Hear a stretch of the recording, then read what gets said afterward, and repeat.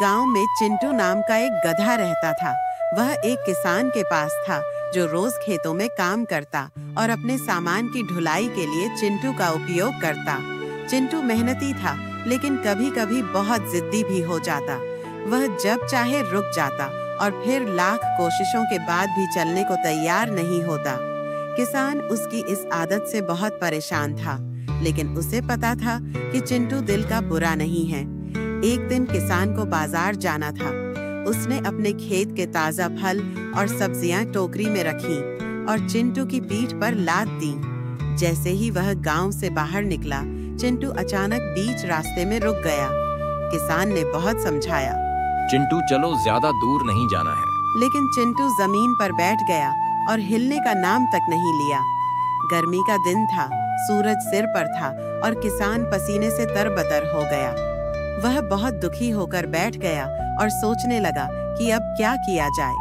तभी पास के गांव से एक छोटी लड़की मीरा वहां से गुजरी।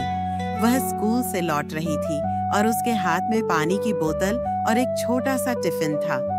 मीरा ने देखा कि किसान बहुत परेशान है। उसने जाकर पूछा, काका क्या हुआ, अब इतने परेशान क्यों हैं? किसान ने दुखी होकर कहा, बेटी, ये चिंटू गधा चल नहीं रहा।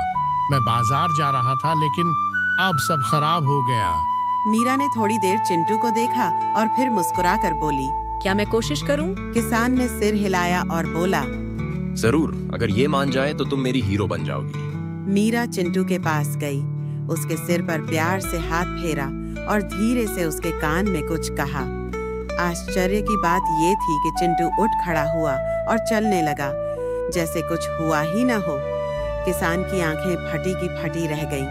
उसने उत्सुकता से पूछा, बेटी, तुमने ऐसा क्या कहा? मैंने बस इतना कहा कि अगर वो मेहनत करेगा तो सब उसकी तारीफ करेंगे और उसे ढेर सारा प्यार मिलेगा। सबको प्यार और सराहना अच्छी लगती है, चाहे वो इंसान हो या गधा। किसान हंस पड़ा और बोला, बिल्कुल सही कहा बेटी, आज तुमने मुझे भी एक बड़ी बात सिखा दी। उस दिन के बाद चिंटू फिर कभी बीच रास्ते में नहीं बैठा। वह खुश होकर अपना काम करता और गांव के लोग भी उसे प्यार करने लगे। सीख, प्यार और सराहना से हम किसी का भी दिल जीत सकते हैं। सख्ती से नहीं, बल्कि दयालुता से कहे गए शब्दों का असर ज्यादा होता है। वीडियो को लाइक और AK टून्स चैनल को सब्सक्राइब करें।